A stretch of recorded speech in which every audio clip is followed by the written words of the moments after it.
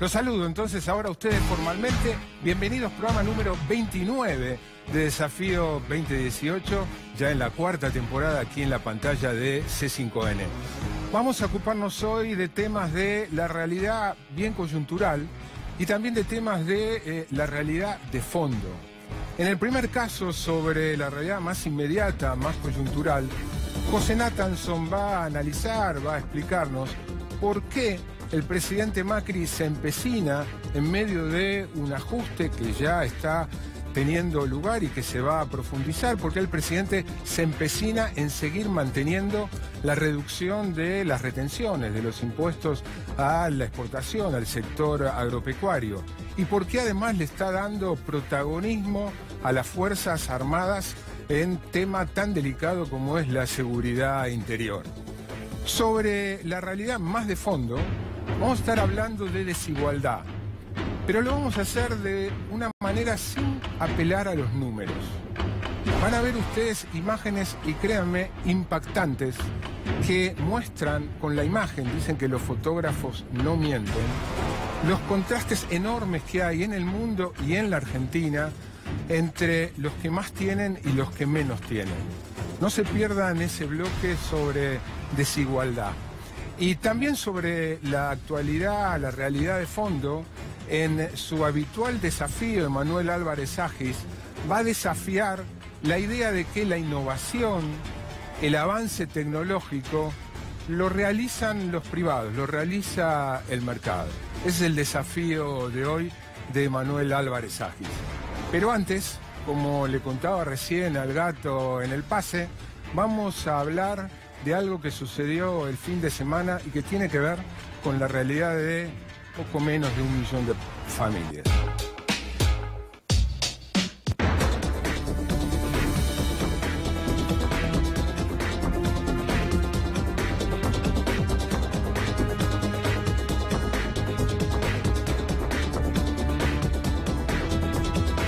La realidad de aproximadamente 800.000 familias que viven en 4.100 villas miserias, asentamientos, barrios carenciados, de acuerdo a un censo que realizaron las propias organizaciones de base y que el Estado asumió como valedero. Gente que padece todo tipo de carencias. Gente que no solo padece de carencias materiales, que vive en la pobreza, que no tiene la infraestructura básica, sino que además sufre el avasallamiento a sus derechos humanos, la violencia institucional, la violencia de las fuerzas de seguridad. Pero en esos lugares, además, hay mucha gente con mucha energía, con mucha vitalidad, que resiste a su realidad, que la quiere cambiar y que se organiza. Y tuve la posibilidad de presenciar esa energía, esa vitalidad, una enorme capacidad de organización en el foro latinoamericano que el movimiento villero La Poderosa realizó este fin de semana en Porto Alegre, al que fui invitado. Aproximadamente 1.500 villeros, no solo de Argentina, la mayoría de Argentina, que fueron en una larga caravana de más de un día en micros hasta Porto Alegre, sino además gente de villas y asentamientos, de favelas, de colonias, de otros países de América Latina que se reunieron en ese foro para discutir su problemática, para discutir cómo seguir organizándose, para discutir sobre el acceso a la tierra, para discutir sobre medios de comunicación alternativos, populares, para debatir sobre economía popular, cooperativas. A esa mesa estuve invitado yo. Los invito a ver en un videoclip, a modo de introducción a una entrevista. Ya está aquí en el piso Nacho Levi, uno de los referentes de La Poderosa. Los invito a ver un videoclip, parte de lo que sucedió a lo largo de ese muy intenso, enriquecedor fin de semana que culminó ayer en Porto Alegre. Presten atención al despliegue, a la cantidad de gente, a la fuerza, a la alegría, a la energía que hubo este fin de semana allí. Aquí está por comenzar el foro Cumbre de Base en la Casa de Gaúcho. Vamos que llegamos. Vamos a sacarnos y tomar asiento. Muy impresionante. La vitalidad, fuerza, garra, ganas y, como dicen ellos, mucha resistencia.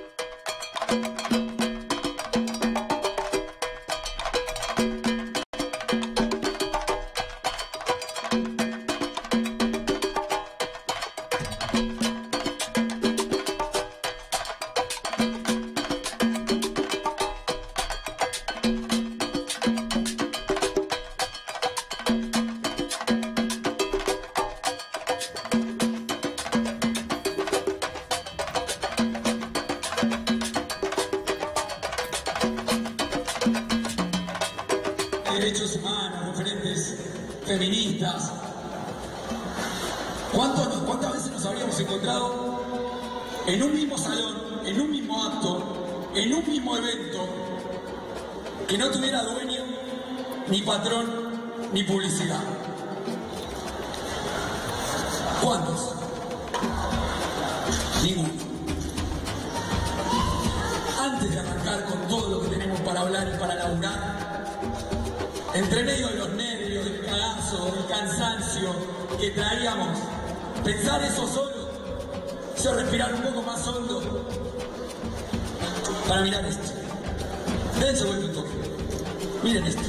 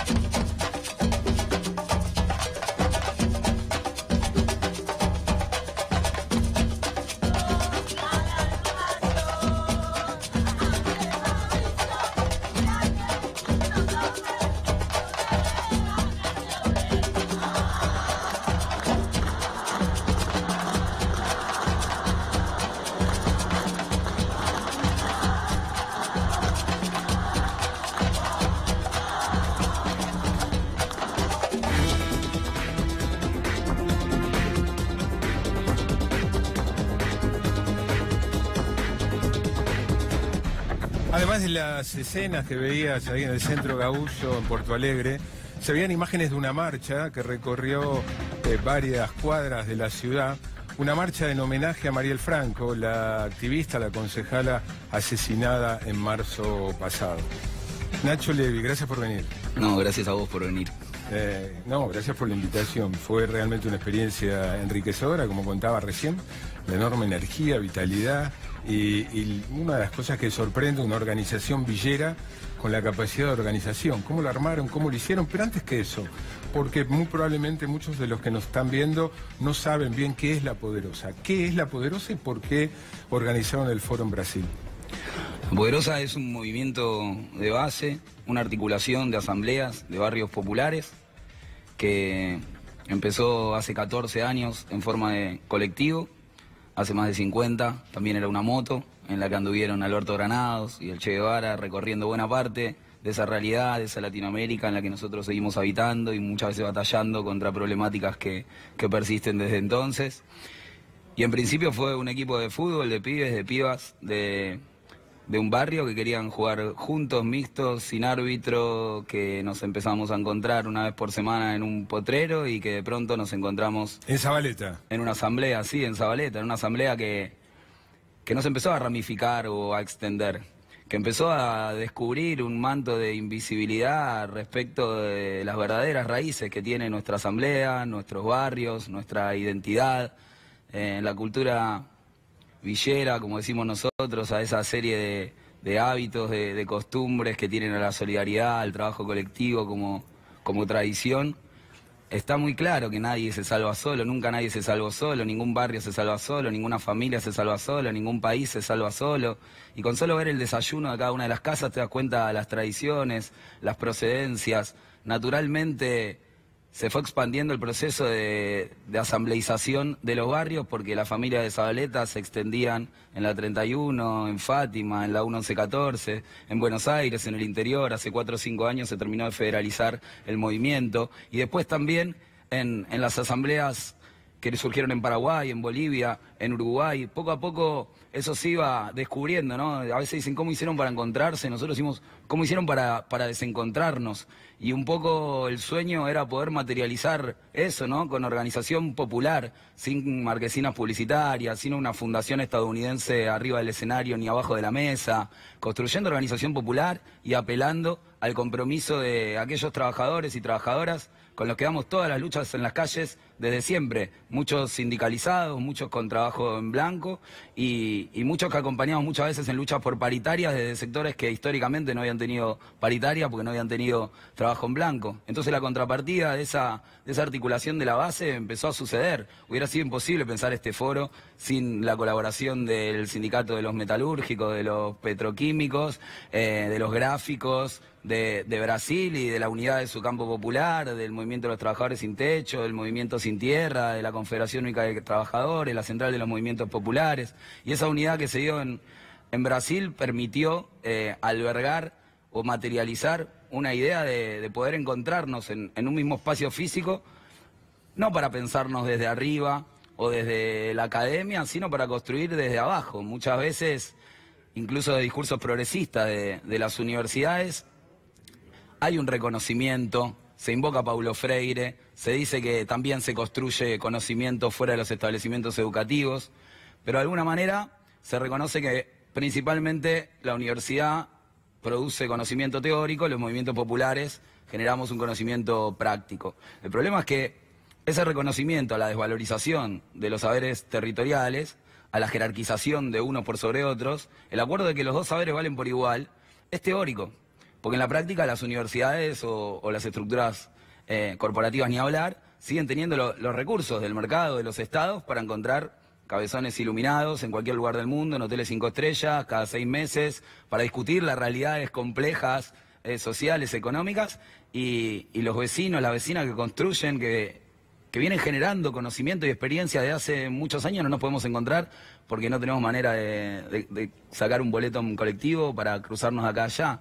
Entonces terminó sucediendo en este encuentro toda esa carga afectiva, emotiva que vos ponías recién sobre la mesa, porque de alguna manera saltaba a la luz una especie de dinámica de los refugiados que existe en América Latina, fruto de los procesos que saquearon a unos países antes que a otros, que dividieron a familias, que hoy tienen un montón de vecinas y vecinos en nuestros barrios, trabajando 6 días por semana, lejos de su país, lejos de su barrio, para compartir un día en familia, tal vez el domingo, o para mandar un mango a sus hijos en otro país. Tenemos compañeras y compañeros peruanos que no empezaron a formar parte de La Poderosa cuando nació La Poderosa Perú.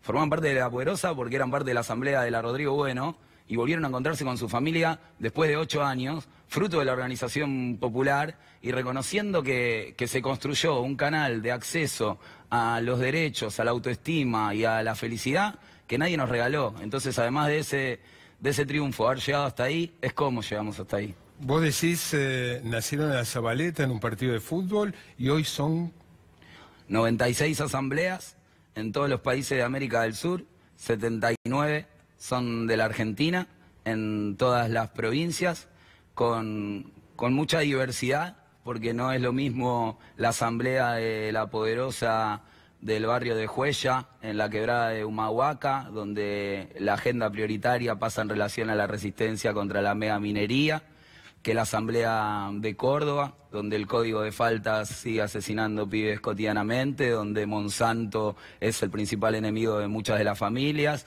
ni las asambleas del sur, donde el frío es un enemigo de muerte, donde Benetton y Lewis proponen la distribución de la tierra que nos debe a Santiago Maldonado y a Rafael Nahuel. Entonces, en esa diversidad, poder construir un marco de unidad era la clave, creo, que finalmente habilitó un proceso de articulación sostenido más allá de los tiempos que imponen sus reglas de juego en el marco electoral de la democracia representativa. Uno de los temas de debate fue, bueno, ¿y cómo sigue, no? ¿Cómo se organizan? ¿A qué conclusión llegaron, si es que llegaron a alguna después de 3 días de debatir? Sí, había 3 trazos gruesos planteados de antemano del conjunto de las asambleas, que tenían que ver primero con consolidar una plataforma latinoamericana de base, popular, que pudiera consolidar ese proceso de acumulación de poder popular a mediano o largo plazo, sin estar circunscrito necesariamente a las condiciones, a las reglas de juego que ponen para competir de manera electoral. Y esto no quiere decir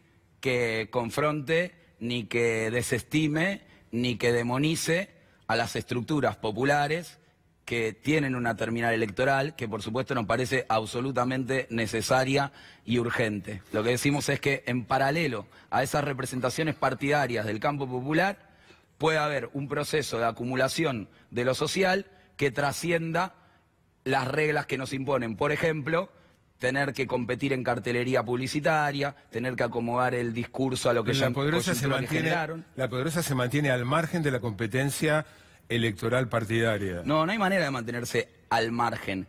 No se partidiza. Entonces, esa plataforma de unidad que construís desde lo social nos sirve también en cada país para llamar al máximo nivel de unidad posible, sin pararnos en un púlpito que juzga a las estructuras partidarias a partir de sus concesiones, porque no están encolumnados.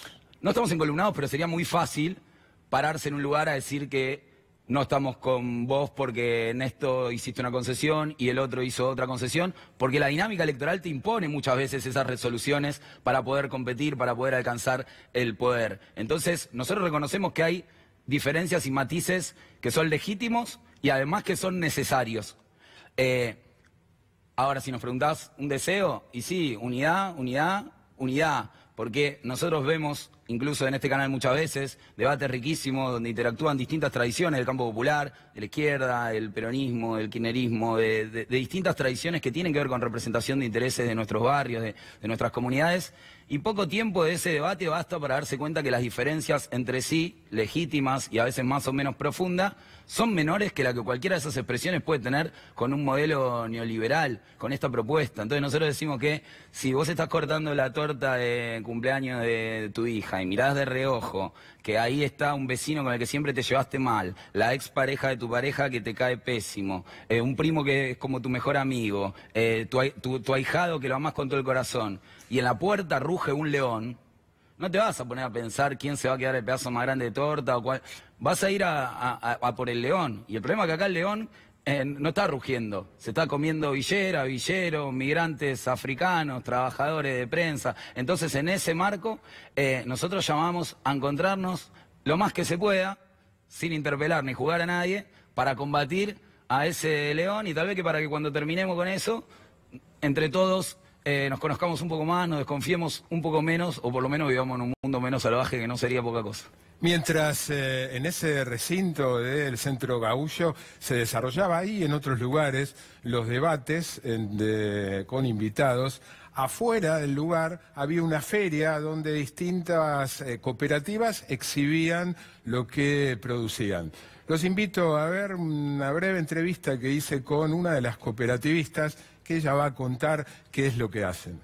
De base en la Feria de Productores. Ella es Laura González. Hola, Laura. Hola. Contanos qué haces. Bueno, esto es una cooperativa de hamacas. Una cooperativa de hamacas. Sí, hamacas paraguayas.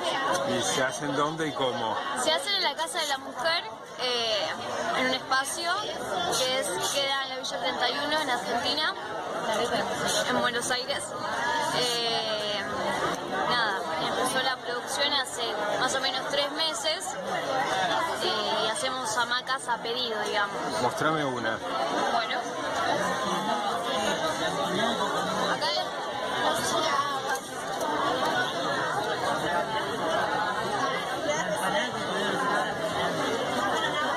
¿Eso está hecho con qué tela? con tela de parapente. ¿De parapente? Sí, es tela reciclada de parapente, digamos. ¿Y esas son fotos sacadas dónde y cómo? Bueno, esta la azotea de una vecina que trabaja en la cooperativa. Que ¿Cuál? Esta foto. ¿Esta? Sí. Esta es la hamaca que está colgada ahí. Sí. Y es como la prueba. La estaban probando. ¿Vos tenés una en tu casa? No. ¿No tenés una? Por ahora no, pero la voy a tener. Sí, por supuesto. ¿Vos ayudás? ¿Le enseñaste cómo se hace? Sí, las chicas habían comenzado con la idea de hacer una producción de hamacas, pero no tenían un conocimiento previo de usar la máquina, digamos, industrial. Sí, con la máquina doméstica, de coser hablo, ¿no? Ajá. Yo les enseñé más o menos a usar la máquina industrial recta, que es con la que se hacen las hamacas. ¿Y cómo aprendiste vos a usar la máquina? Yo a través de un taller que me había ofrecido una cooperativa de trabajo y después, bueno, me sumé un tiempo en esa cooperativa que daba el taller y ahí aprendí mucho a coser. Gracias, Laura. No, usted.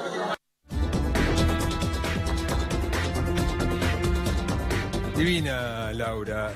Me llamó mucho la atención, no del todo sorpresivo, pero no dejó de llamarme la atención, la presencia de la problemática feminista en la cumbre del foro. Para nosotros es la presencia de la esperanza feminista. Yo escuchaba a Laura recién, como escucho a las pibas de cada uno de nuestros barrios que tienen 13, 14 años, esa misma que cuando salen en un noticiero con algún periodista que las intenta acorralar con un discurso cavernícola, les pegan un paseo bárbaro. Las escucho hablar muchas veces, pienso, cuando yo tenía 13, 14, 15 años, me siento un tarado, ¿no? Me quedo absolutamente convencido de que nos van a salvar a todos. Yo tengo 38 años y mi generación, durante una buena parte de tiempo, creo todos los que de alguna manera teníamos cierta sensibilidad social, cierta participación militante, cualquier espacio, soñábamos que un gran frente antiimperialista en algún momento se llevara arrollado al patriarcado, y creo que hoy estamos empezando a entender... Bueno, vos mismo, ¿no? Dijiste en una de tus intervenciones que la paternidad te cambió, te hizo más feminista. Sí, creo que la paternidad saca la mejor versión de nosotros, y en esto de renunciar a los privilegios que históricamente tenemos los hombres por el machismo, también hay un acceso al privilegio de poder construir ese vínculo mucho más cercano y cariñoso a partir de una distribución de tareas más justa. Creo que no hay discusión respecto de que es más justo. Entonces, si lo que discutimos es la causa y no el lugar que a nosotros nos va a tocar en esa ¿Te cambió la cabeza? ¿A vos te cambió la cabeza? No solo eso, no solo mi hija, mis compañeras de 13, 14 años, de 15, 16 y también de 20, de 30, que a lo largo de todos estos años pudieron dar un debate alrededor de prácticamente toda nuestra cotidianeidad en nuestros barrios y obligarnos a nosotros a repensar un montón de cosas. Por ejemplo, el machismo dentro de nuestros propios movimientos, de las organizaciones sociales. Nosotros a veces podemos entender que la generación anterior a la nuestra por ahí nunca se hubiera planteado estas cuestiones y entonces nos pareciera natural la enorme asimetría de hombres y mujeres que hay en distintas estructuras. Pero en los movimientos sociales, creo que quienes tenemos 30 y 40 y 20... Bueno, ya no podemos hacernos lo boludo, digamos. Está clarísimo que hay algo ahí. Yo cuando tenía 18 años escuchaba hablar a compañeras de mi generación que presidían un centro de estudiantes o que habían arrancado una organización en algún barrio, mucho antes que a mí se me ocurría militar, y me quedaba hipnotizado. Me parecía que nunca iba a tener ese acceso ese nivel de compromiso, de formación, de talento. Y sin embargo, esas compañeras, esas dirigentes, en muchos casos vieron evaporarse su proceso de liderazgo, en parte por una cultura que hace lo imposible por dificultar la subordinación de un hombre al liderazgo de una mujer. Y también las condiciones materiales de las tareas que se adjudicaban casi naturalmente. Entonces creo que la reversión de todo eso no puede ponernos a nosotros a discutir otra cosa que, si no es un problema genético, esas compañeras están ahí y esas barreras donde se las ha auturado, tenemos que ser capaces como sociedad de romperlas para recuperarlas, no en el frente de género de las organizaciones, donde obviamente las dirigentes van a ser compañeras, sino en la mesa chica de la política de las organizaciones también, para ver si podemos entender cómo en otras áreas de las luchas que venimos dando hace décadas se puede alcanzar el nivel de contundencia, de avasallamiento, de legitimidad inapelable que tiene esta revolución feminista. Hablabas recién del tratamiento de los medios, de los villeros en general. ¿Tuviste oportunidad de ver El Marginal? La verdad es que no lo vi directamente, pero leí una crítica de un poeta, escritor, realizador que respeto y respetamos muchísimo, se llama César González, Camilo Lajaki, seguramente lo conocerán, donde él daba cuenta nuevamente, ¿no?, de un nivel de estigmatización, de un recorte que se hace. Se comentó, vos no la viste. Sí, porque es un tema al que no accedemos por primera vez con el Marginal. Es Ciudad de Dios, es el Elefante Blanco. Nosotros el Elefante Blanco la vimos 2 veces, la segunda para contar los tiros nada más. 1,24 tiros por minuto. Publicamos en una editorial de La Garganta que si entraban a un barrio y escuchaban 1,24 tiros por minuto, nosotros le devolvíamos la plata de la entrada en la que habían ido a ver el Elefante Blanco. Ya que está, ¿no? Muchos conocen a La Poderosa a través de su medio de comunicación que es La Garganta Poderosa. Ahí veían en uno de los videoclips el escenario empapelado con las distintas tapas de La Garganta, caracterizadas todas por alguien conocido en este gesto que ustedes están viendo. Esta es Mariel, ¿no? Esa es Mariel Franco y es también todas nosotras y todos nosotros. Lo que vieron ustedes del videoclip fue filmación que hice yo con el celular, que como comprenderán tiene todas las imperfecciones de alguien que no es profesional. Pero ellos en la organización tenían a sus propios camarógrafos. Los invito a ver ahora algo mejor hecho, un videoclip de lo que ocurrió, creo recordar, el sábado, ahí en el Centro Gaullo, en la cumbre de base del Foro de La Poderosa. Ahí lo estamos buscando. Van a ver la diferencia, ¿no?, entre un aficionado con su celular y un profesional con buenas cámaras. Vamos que llegamos. Vamos acercarnos a tomar asiento. Muy impresionante. Una vitalidad, fuerza, Ese es el... garra, ganas y, como dicen ellos, mucha resistencia.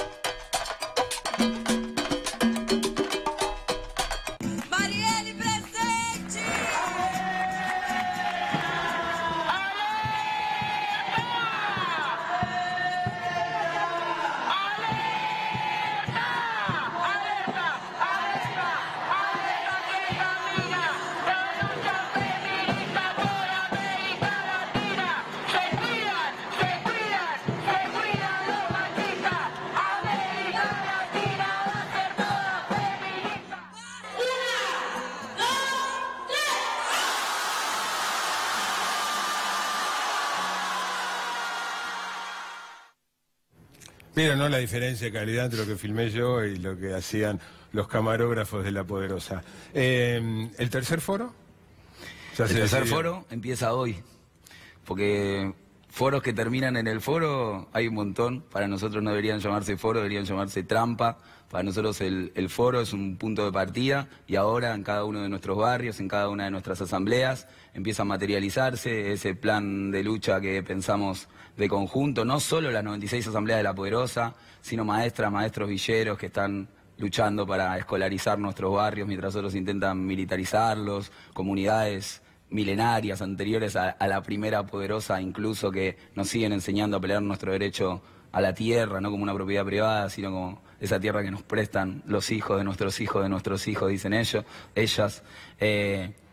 Empieza hoy y desemboca. Y desemboca en 2019 por consenso adquirido en ese foro que estaban viendo ahí, en la redacción Rodolfo Walsh de la ESMA en Buenos Aires, y termina en la casa de Eduardo Galeano en Montevideo para burlar un poco el charco y esa falsa frontera que dibujaron en los mapas y a veces en nuestras cabezas también. Gracias por venir, Nacho. No, gracias a vos, y lo que quería agregar es que veíamos y hablábamos de la voluntad de nuestra organización estar a la altura de esas pibas de 13 años. Ojalá nuestros senadores lo estén también. El próximo 8 de agosto. El próximo 8 de agosto. De La Poderosa a la cumbre de Porto Alegre, a la realidad, decía al comienzo del programa, a la realidad coyuntural. La estrategia de Mauricio Macri, vamos con José Natanson.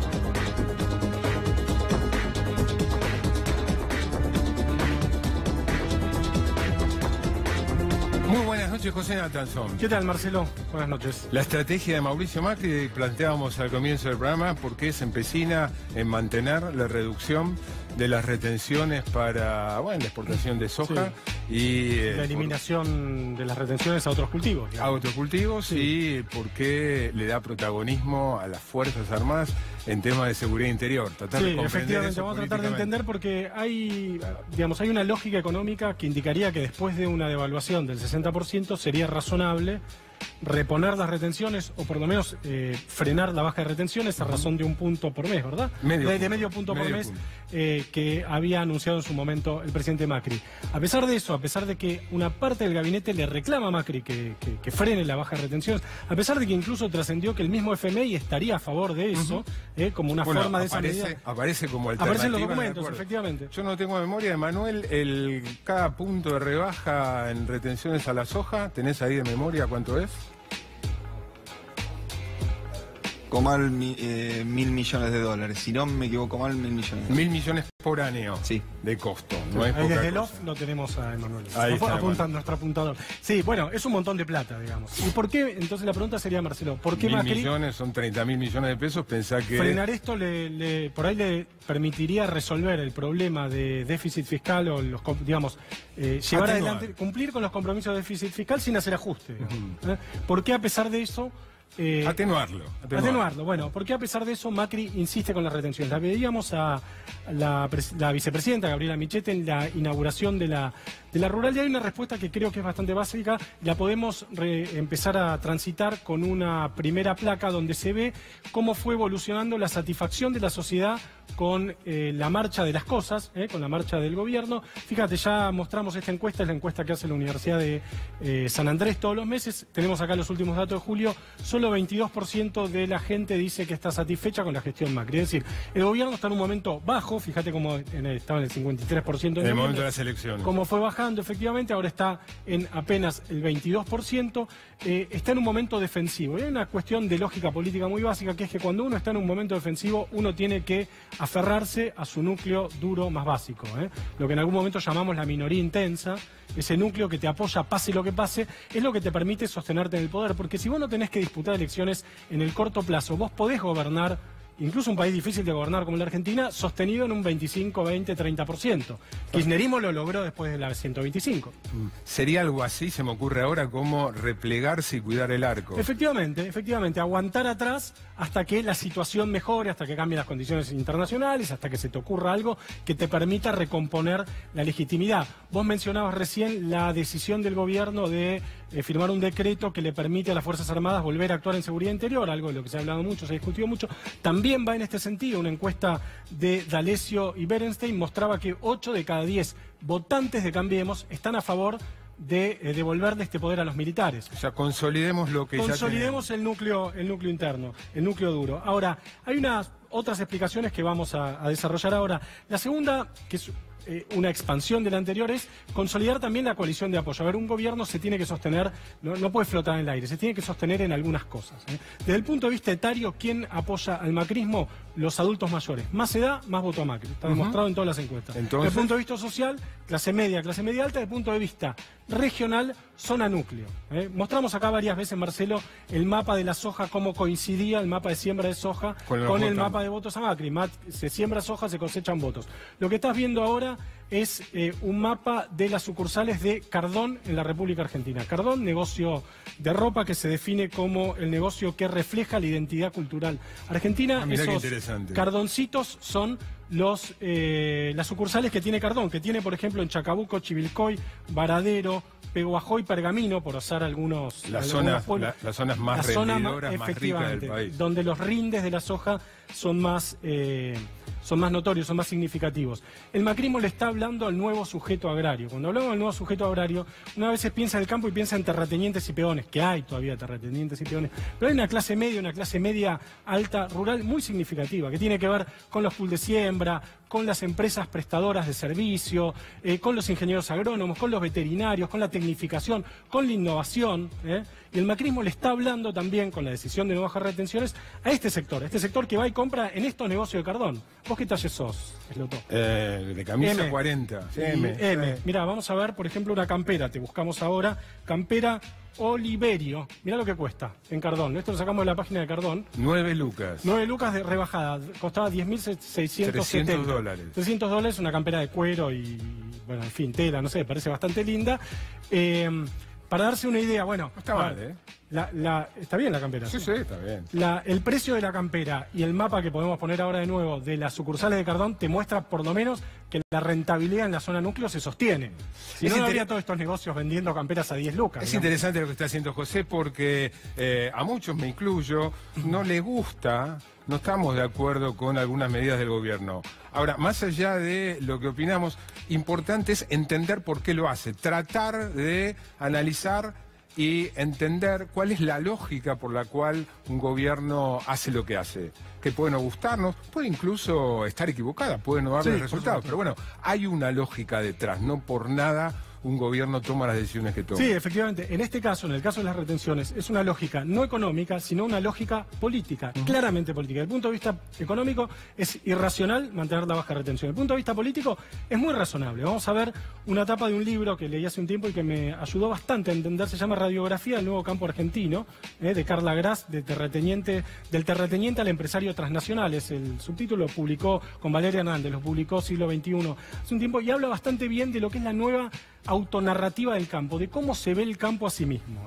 Cómo se ve el campo, un campo que pasó de tener la tierra como vector de acumulación capitalista a tener la tecnología, que se ve como un sector realmente competitivo, como el único sector de la economía argentina que logró adaptarse a las exigencias tremendamente duras de la globalización, como el único sector capaz de generar dólares genuinos, y cómo se ve a sí mismo como un sector al cual el Estado le está todo el tiempo metiendo la pata encima. De hecho, lo mencionó, fue la metáfora que usó Michetti el otro día, es una metáfora muy común en el campo, que es: nosotros solo necesitamos que el Estado se corra, se vaya, se mueva a un costado, se mueva a un costado. Con eso ya podemos progresar. Y conecta esto con el discurso macrista, conecta con el discurso de la competitividad, del emprendedorismo, con la crítica a la Argentina subsidiada. Cuando uno dice la Argentina subsidiada, es desde el CONICET hasta los conurbanos y la UH. La apertura. Con la apertura al mundo, con la inserción inteligente en el mundo. Bueno, por estos motivos, que son políticos, insisto, no son económicos, es que Macri decide mantener las retenciones. Gracias, muchas gracias, José. Marcelo.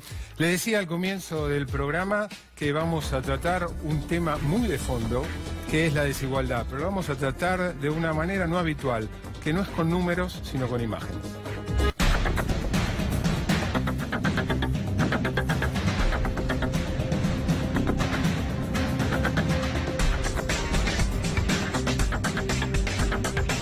De todas maneras, me tiento, y vamos a dar algún número para tener un contexto. Vivimos en un mundo donde, según datos de Oxfam, una ONG muy prestigiosa, el 1% más rico de la población mundial, unos 70 millones de personas, se queda con casi la mitad de la riqueza mundial. Es dueño de casi la mitad de la riqueza mundial. El 20% se queda con casi el 80% de la riqueza mundial. Eso a nivel global. Y un dato de Argentina, no de riqueza, sino de ingresos, el 20% de mayores ingresos se queda con más del 40% del ingreso, mientras que el 20% de abajo se queda ni siquiera con el 5%. Pero creo que más revelador, más impactante de la desigualdad es esto que vamos a ver ahora, que son imágenes. Lo primero que vamos a ver es un proyecto hermoso por lo estético y además por lo revelador y por lo ilustrativo. Lo inició un antropólogo, que además es fotógrafo, sudafricano, que se llama Johnny Miller. Y Johnny Miller dijo: vamos a utilizar la tecnología de los drones para mostrar contrastes entre opulencia y carencia, entre riqueza y miseria. Y desarrolló un proyecto que se llama, en inglés, Unequal Scene, sería escenas de desigualdad. Y tiene una página, que es la que tenemos aquí abierta, con escenas tomadas en distintos lugares del mundo desde un dron. Entonces, por ejemplo, Rodondá a la de México. Ahí tenías. Fíjense, una escena, típica escena de desigualdad en México. No es de las más contrastantes. Vayamos a la de Nairobi, en África. Bueno, Mumbai. Vamos, Nairobi. Ahí tenemos una típica, lo que para nosotros es una villa miseria, con una construcción de cierto nivel de vida. Pegadito, una al lado de la otra. Mumbai, una de las ciudades más populosas y con más pobreza del mundo en la India. A ver qué vemos en Mumbai. Y después vamos a ver algunas de Sudáfrica. Vamos de Nairobi. Ahí tenemos Mumbai. Es esa de ahí arriba. Arriba, ahí está. Ahí tenemos Mumbai. Fíjense la gigantesca villa con los edificios. Si ustedes quieren en sus casas, no digo divertirse, sino aprender y ver, la página se llama Unequal Scenes. Unequal, U-N-Q-U-A-L. Y Scenes de escena, S-C-E-N-E-S. Rodan algunas de las sudafricanas. La mayoría de las imágenes, porque Johnny Miller es sudafricano, las tomó con los drones en Sudáfrica. Anda esta Papua Seugolun Golf Course, un campo de golf, que en Sudáfrica hay muchos. Hay muy buenos golfistas en Sudáfrica. Fíjense el campo de golf lindante. Más arriba, bájalo. Ahí está el campo de golf, lindante con lo que para nosotros es una villa. Fuera de esta página, de este proyecto de Johnny Miller, antropólogo, hay muchas otras. Por ahí, ya que venimos de Brasil, en La Rocinha, en Río de Janeiro, hay también una muy impactante. Ahí ven los rascacielos de Río de Janeiro al lado de La Rocinha, una de las favelas más tristemente famosas de Brasil, el contraste. Esto es en el mundo, fuera de Argentina. Ahora, ¿qué pasa en Argentina? No pudimos acceder nosotros a los drones, pero la nueva tecnología y básicamente el Google Maps con el satélite nos permite a nosotros mismos construir esos contrastes. Entonces, por ejemplo, la Villa 31 en Retiro. Todos hemos pasado, por lo menos los que vivimos en la ciudad de Buenos Aires, la gigantesca Villa 31. Esto lo estamos haciendo ahora directamente desde la computadora en la Villa 31, y frente a la Villa 31, cruzando las vías del ferrocarril y cruzando Libertador, nos encontramos con uno de los barrios más ricos de la ciudad de Buenos Aires, que es toda la zona de Recoleta, Avenida Libertador. Ahí estamos en Plaza Francia, con casas, edificios y departamentos de altísimo valor. Otro contraste que podemos armar con el Google Maps satelital, la Villa Rodrigo Bueno, ahora en vías de urbanización, por suerte, después de una larga lucha. Vamos a buscarla ahí en la Costanera Sur. Nos vamos a la Costanera Sur. Va a aparecer más. No, ahí estás. Ahí. Ahí estamos en Puerto Madero. Seguimos hacia el sur. La Costanera, la ex ciudad deportiva. Más abajo. No, más abajo. Ahí está la Villa Rodrigo Bueno. Enfrente a 200 metros, 300 metros de Puerto Madero. Contraste enorme. Ahora uno bien pegadito. Este fue usado por algunos medios periodísticos para ilustrar precisamente la desigualdad. La Cava, en San Isidro. Fíjense qué pegadito la Villa La Cava con las mansiones, con piletas y cancha de tenis en San Isidro. Esto lo estamos haciendo ahora en la computadora, ¿no? Pegadito, no hay ni siquiera una vía de ferrocarril, no hay avenida alguna. Está pegadita la Villa La Cava con las mansiones de San Isidro. Nos vamos ahora al sur, a la zona de Quilmes. La zona de Quilmes hay un barrio cerrado que se llama Barrancas de Guido. Ahí lo estamos ubicando, Barrancas de Guido. Ven ustedes las casitas. Ampliar un poco. El Google Maps permite ampliar y acercarse. Ahí ven ustedes las propiedades del barrio. casi todas ellas con pileta. No son enormes mansiones, pero son típicas casas de un barrio privado. Esto era impensable años atrás, ¿no? Ver así con tanta claridad, indagar, meterse en donde uno quiera. Y el contraste con lo que se conoce como barrio Río Quilmes, pegadito a este barrio. Moviéndonos con el mapa.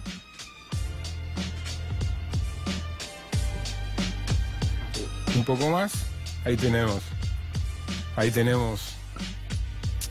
Y después un lugar que yo transité mucho cuando corría por el lindante al tren de la costa, en lo que debe ser la zona de casas más caras de toda la República Argentina, que es en la zona de Martínez.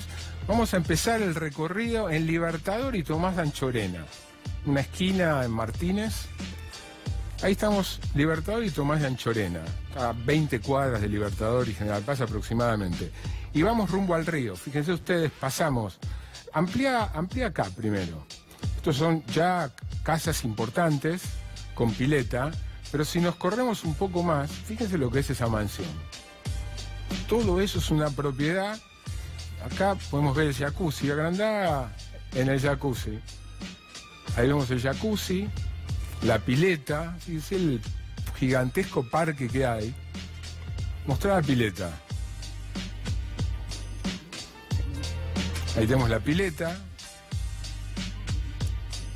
Un enorme parque, a ver, ahí 1000 metros cuadrados de construcción tranquilamente.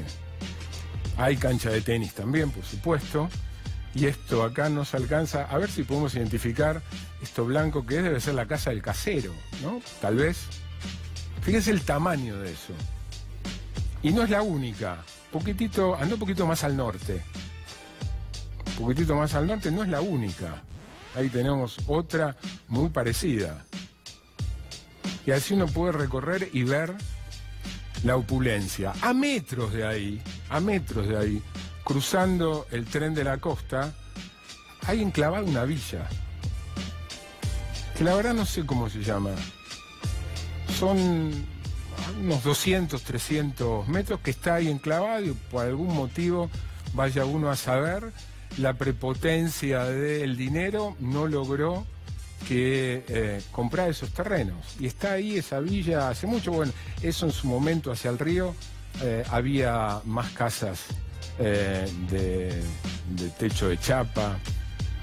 Contrastes, ¿no? Una imagen vale más que muchos números, una imagen vale más que 1000 palabras. Bueno, estas son las imágenes, como solemos en este programa, invitar a gente que sabe, gente especialista, y está visitando al país Pablo Beramendi. Pablo Beramendi es un cientista político español, investigador, gracias por venir, investigador de la Universidad de Duke, y ha sido invitado por la Universidad de San Andrés a dictar un taller sobre desigualdad. ¿Es así? Exacto. ¿Cómo se explica esto, Pablo? Pues las imágenes son muy útiles y muy efectivas en poner de manifiesto una cosa, pues un contraste que es obsceno, ¿no? Obsceno, esa es la palabra. Son muy efectivas también porque capturan la realidad de muchas gentes que no responden a las encuestas. Sobre todo en la parte más baja de la distribución, los habitantes de esas villas normalmente no responden a los instrumentos que generan los números, que ya de por sí son bastante obscenos. Entonces, cuando pones las dos cosas juntas, sale una realidad que es muy, muy chocante desde el punto de vista económico y político. Las villas o las concentraciones de pobreza no son un fenómeno nuevo, los podemos ver ahora con drones, pero es un fenómeno que normalmente surge siempre que hay desplazamientos masivos de población de zonas rurales o de países por motivos concretos, en particular. Una de las primeras villas aquí en Argentina, primeras villas miserias, era la inmigración de zonas rurales o de otros puntos del país, de ciudades pequeñas que venían a aprovechar el crecimiento de Exacto, de la esa es una metrópoli. de las cosas principales. Otros son refugiados de otros países, como estaba comentando Nacho Levy en la entrevista anterior. desplazados por conflictos civiles y militares. La casuística es muy diversa, desplazados por crisis económicas puntuales en determinadas partes del país que buscan, digamos, refugio en la riqueza concentrada de las ciudades y que las ciudades no pueden absorber. Ese es el origen, las migraciones, los movimientos. Movimientos migratorios de causas muy diversas, la principal siendo el desarrollo económico y el atractivo de una fuerza de trabajo que llega en masa o de un conjunto de gente que viene a ver si puede, digamos, captar algo de las rentas que se están generando en las zonas urbanas. Lo que diferencia las ciudades que están capturadas en el proyecto de Johnny Miller de las experiencias pasadas es cómo han reaccionado los estados o los gobiernos al surgimiento de las villas. O cómo no han reaccionado. O cómo no han reaccionado en particular, ¿no? Entonces, el concepto de slum viene es una calle trasera oscura en inglés, donde se acumulaban los pobres que iban a las ciudades inglesas en los procesos de industrialización inicial, ¿no? Y de hecho, sin drones, pero con una capacidad para dibujar fascinante, Charles Booth, a finales del siglo XIX, hizo un mapa de la pobreza en Londres, donde detectó, digamos, la presencia de lo que nosotros ahora llamaríamos villas, zonas llenas de gente pobre, sin recursos, tratando de sobrevivir, particularmente dadas al crimen, a la violencia o al crimen organizado, etcétera, ¿no? Y en Francia, por ejemplo, cuando en los años 40 y 50 y luego con la descolonización, en París se formaron unas villas bastante importantes en la posguerra de Francia, etcétera.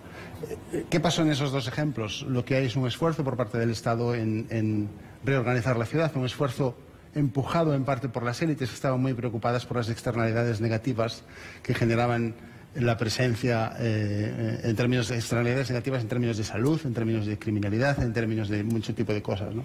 Y hay un gran esfuerzo de inversión pública. De inversión pública básicamente inmobiliaria. En programas de viviendas sociales, en programas de tratar de ofrecer una alternativa, expansión del empleo, tanto por vías privadas como por vías públicas. Pablo, y en lo que hoy son ciudades desarrolladas del primer mundo, donde había antes slums, villas miserias, ¿esos lugares fueron urbanizados? Sí. O sea, ¿mejoraron a medida que los países se desarrollaban? ¿O fueron reubicados en otros lugares con desarrollos inmobiliarios impulsados por el Estado de mejor nivel? Hay muchas casuísticas, pero es un poco las dos cosas, ¿no? Lo que hay son programas de inversión en viviendas sociales, al mismo tiempo que hay inversiones masivas en la expansión del sistema educativo público, tratando de generar alternativas tanto en la capacidad para participar en la economía de manera efectiva como en la capacidad de ubicarse en viviendas dignas. Sigue habiendo villas en todas estas ciudades, pero son más pequeñas, mucho más dispersas y mucho más alejadas del centro. Un par de minutos sobre ¿cómo estás viendo el proceso de mayor desigualdad que hay dentro de los países, pero al mismo tiempo cómo la desigualdad a nivel mundial, dado el crecimiento de China y de India, está disminuyendo? ¿Cómo evaluás esa aparente, no contradicción, ¿no? Pero caminos inversos? Pues es una... bueno, no es tanto... Bueno, el debate sobre si la desigualdad a nivel mundial está aumentando o no tiene mucho que ver con cómo ponderas dos casos que son India y China, ¿no? Pero vamos a asumir que es verdad que la desigualdad a nivel mundial, la desigualdad a nivel mundial está aumentando, perdón, a nivel mundial está reduciéndose porque las capas menos favorecidas de las zonas más pobres del mundo están aumentando su nivel de ingresos en términos relativos, desde niveles muy bajos, pero en términos relativos están aumentando su nivel de ingresos a un ritmo mayor que el resto. Entonces, esto lo analiza muy bien Milanovic en su famosa curva del elefante. En la parte inicial vemos un crecimiento de las rentas de los umbrales más bajos de la distribución de la renta a nivel global, crecen. Luego tenemos un squeeze, una reducción de las rentas en lo que solían ser las clases medias en el mundo desarrollado, particularmente en las democracias anglosajonas y las democracias europeas. Y luego ves el disparate de la trompa del elefante, que es el despegue brutal. De los más ricos. De los más ricos globales. Ahí es donde convergen digamos, la élite global, digamos, que son los leones que decía. Y por último, vinculado con eso o no, con el conocimiento que tenés sobre el fenómeno de la desigualdad en el mundo, ¿sos optimista o pesimista respecto al futuro de la humanidad? Esa es una pregunta demasiado metafísica. Ahora mismo no hay muchas razones para ser optimista, en el sentido de que las respuestas a la desigualdad en general tienen que ver con la capacidad política de los menos favorecidos para coordinarse, digamos, al estilo de lo que estábamos viendo antes en La Poderosa, ¿no? Los niveles extremos de desigualdad tienen que generar una respuesta política que exige mucha coordinación. El problema es que la heterogeneidad interna de la propia desigualdad limita la posibilidad de esa coordinación. Lo vemos a todos los niveles. Dentro de Europa, la capacidad de los países europeos para coordinar unas políticas fiscales que den respuesta a los desafíos de la propia Unión Europea es muy escasa.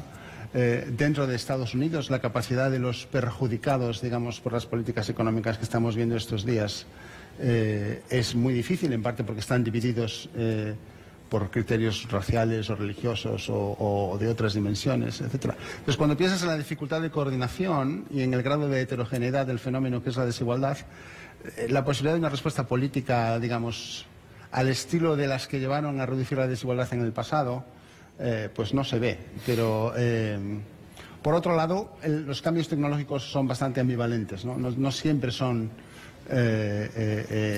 digamos, causas de desastres y generan otras oportunidades que se pueden aprovechar. Quizás. Pablo, muy amable, gracias por venir. Gracias a ti. Como siempre en Desafío 2018 tenemos el desafío económico. Emanuel Álvarez Agis va a desafiar la idea, bueno, la va a presentar él.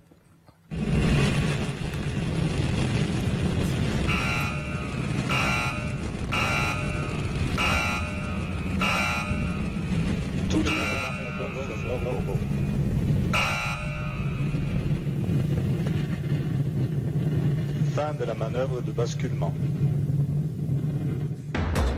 El desafío económico, muy buenas noches, Emanuel. Buenas noches, Marcelo. ¿Qué vas a desafiar hoy? ¿Qué idea? Hace poquito el presidente Macri dijo que no nos preocupemos, que si bien el Estado se iba a retirar de la economía, eso le iba a abrir la puerta al sector privado para que el sector privado avance. Bueno, un poco lo que decía José, ¿no? Quitarle la pata en el caso del campo para que el campo se expanda. Exactamente, que es una vieja discusión sobre el rol del Estado y del sector privado, del sector público y del sector privado en la economía, en una especie de Boca River que tenemos los economistas, que es la idea que prácticamente todos tenemos casi como sentido común, que es que el Estado es burocrático, lento, ineficiente y en general obstaculiza la innovación, las ganas de asumir riesgos del sector... el emprendedorismo. El emprendedorismo, la innovación del sector privado. Vos sabés que en realidad esto es una cuestión que está en debate, ¿no? Muchas veces se plantea exactamente lo opuesto, que es que si el Estado no arriesga, el sector privado nunca puede avanzar, y ahí es donde se discute fundamentalmente el lugar por excelencia donde el sector privado tendría la ventaja, que es la innovación, la ciencia, la tecnología, la investigación de base. Y la verdad que se ha puesto en discusión esto hace muy poquito, básicamente porque tuvimos dos ruidos importantes, ¿no? Uno con el INVAP hace poco, ya venimos con la vieja discusión de los investigadores del CONICET, y recientemente se han despedido a 250 personas de Nucleoeléctrica Sociedad Anónima y se ha discontinuado la cuarta central eléctrica nuclear, una central de agua paseada en una tecnología que Argentina maneja, digamos, y maneja por la inversión estatal. Como muy pocos otros países del mundo. Exactamente. Vamos a ver en la primera placa dónde estamos en materia de innovación y de ciencia y tecnología respecto de otros países. Fíjate, cuanto más alto esté un país en este mapa, más investigadores cada millón de habitantes tiene. Y cuanto más a la derecha esté, más es su inversión en ciencia y técnica por parte del Estado en términos del tamaño de economía. El tamaño de la pelota indica en dólares equivalentes cuán grande es esa inversión. Fíjate dónde está Estados Unidos, dónde está Japón, prácticamente en la punta noreste sería del gráfico, y dónde está Argentina, muy chiquitito y muy abajo. O sea, muy pocos investigadores y muy poco gasto público en investigación. Muy pocos investigadores cada millón de habitantes. ¿Te acordás que acá hubo un debate, no? El ministro decía, bueno, el CONICET ya está bien la cantidad que tenemos. La verdad que tenemos mucho menos que Canadá, que Noruega, que Estados Unidos, que Dinamarca, que Japón, y muy poca inversión en términos del producto en ciencia y tecnología. Incluso comparado con Brasil. Exacto. Esta es la foto de la UNESCO del año 2015, pero vamos a ver cómo fue la evolución a lo largo de la democracia. que han hecho los gobiernos en materia de ciencia y técnica en la segunda placa. Fíjate, Alfonsín tiene un inicio muy bueno, después viene la crisis de la hiper, el ajuste de la convertibilidad lleva esa inversión a mínimos de prácticamente 0,2% del PBI. De la Rúa la termina de derrumbar, donde la serie en 2002 toca un mínimo de prácticamente 0,1 del PBI. Viene la recuperación, primero con la presidencia de Kirchner, después con la presidencia de Cristina de Kirchner, y la serie toca un pico de 0,23 en términos del PBI, 0,29, perdón, en términos del PBI en el 2015. Los 2 años para los cuales hay datos de Cambiemos, está esa baja en la inversión en ciencia y técnica. Hay que decir con una paradoja, ¿no? Porque el ministro de Ciencia y Técnica en los 2 periodos es exactamente el mismo, lo cual confirma una vieja máxima de la economía política, que con plata cualquiera es buen ministro, digamos. Pero lo que vemos es básicamente un ajuste en Ciencia y Técnica en los últimos 2 años de Cambiemos. Pero fíjate, después de toda la volatilidad, ni siquiera estamos arriba del punto máximo ni siquiera ahí del comienzo de la democracia. Ni siquiera arriba, y hay que decir que las agencias de Ciencia y Técnica que han sobrevivido de esos ajustes después de la hiper han sido muchas, pero han quedado muy diezmadas en sus capacidades. Pero a ver, el mito es el sector privado no tiene que hacer esto, porque el que mejor innova... El sector público. El sector público, porque el mejor innova, el que arriesga, el que sabe, el que es eficiente, es el sector privado. Vamos a demostrarlo, esto o refutarlo. Te voy a pedir ayuda. ¿Tenés un teléfono celular? Sí. ¿Usás celular? Yo uso celular. ¿Me lo mostrás? Te lo muestro. Es el de la manzanita. Es el de la manzanita, efectivamente. Digamos, ese debe ser el invento que revolucionó el siglo XXI.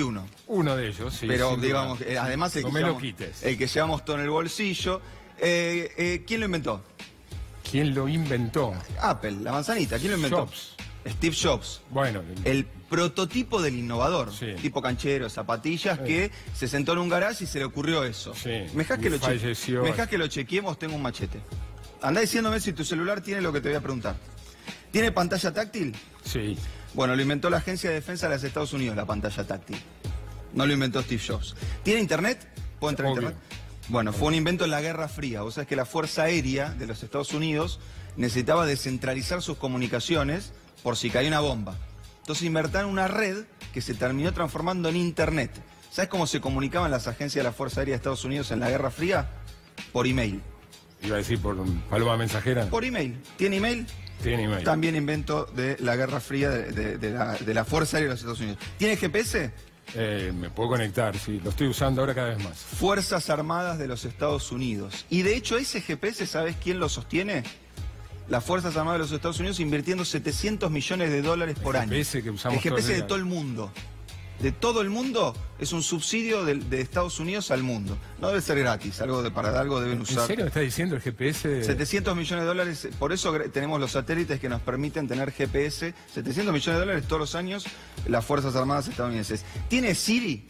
¿Tiene? Siri, el asistente ese que le hablas, ¿viste? Y es inteligente. Un invento. Supongo que lo tiene. Un supuesto invento de. No le hables, por la duda, a ver si nos contesta ahora. Un supuesto invento de Apple. Falso. Siri es un asistente inteligente para situaciones de guerra que utiliza la Fuerza Armada de Estados Unidos y que tiene una aplicación en tu iPhone. Ajá. O sea. Pero, ¿cuál es el mérito de Steve Jobs? El mérito de Steve Jobs. ¿No? Que paz descanse. El mérito de Apple es buscar innovaciones que en realidad y en general las hace el Estado, combinarlas, ponerle marketing y usarlo para algo que en tu vida cotidiana te sirva. O sea, vos no le vas a decir a Siri dónde tiro el misil. Le decís, poné la alarma a las 7 de la mañana. Pero básicamente el mérito de Apple es capturar las innovaciones del sector público de Estados Unidos, que no es que se las roban, digamos. El sector público de los Estados Unidos muchas veces lo hace para esto y darles un fin redituable. Pero no es Apple el que ha invertido desde la Guerra Fría hasta hoy para inventar la pantalla táctil, porque se hubiera fundido. Digamos, estamos viendo... En lugar de la manzanita podemos poner el águila... Y básicamente, ¿no? El águila de las Fuerzas Armadas de Estados Unidos. Estamos viendo que la ciencia y técnica está cayendo en Argentina y la verdad que eso nos aleja de algún día inventar el iPhone, digamos, inventar el próximo iPhone. Estamos viviendo una tormenta económica, y la verdad que si no invertimos en ciencia y técnica, probablemente la tormenta empeore, pero paradójicamente, para irnos, vos sabés que siempre recomendamos un libro, esta vez es El Estado Emprendedor, de Mariana Mazzucato, donde podés leer la historia del iPhone y de muchos otros inventos que cambian la vida, que en general no los inventa el sector privado, sino el sector público, que parece que es bastante más emprendedor que el sector privado. Pero para ver si podemos zafar de esta tormenta, vamos a hacer spoiler de una película muy vieja, del año 82, donde paradójicamente vamos a ver que a pesar de que cada vez invertimos menos en ciencia y técnica, por ahí, si hay tormenta, nos salvamos todos. Muy bien. ¿Qué muy bien? Son dólares, viejo. Ahora que se fueron para arriba, encima hacemos negocio. Mirá. ¿Cómo va a llover? ¿Vos no querías hacer todo líquido? Ahí tenés líquido. Cortala, Rubén. ¿Viniste nada más que a verduguearme? No, hablo en serio. ¿Sabés cómo le viene esta lluvia al campo? ¿Vos tenés campo? No. Pero está el país. La cosecha, viejo. Con una buena cosecha nos salvamos todo. ¿Cómo llueve? No hay nada que hacerle. Dios es argentino. ¿Qué, no me crees? Dios es argentino.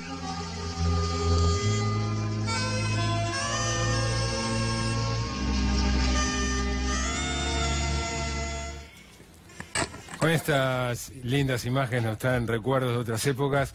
Nos vamos al corte y quédense que ahora volvemos enseguida.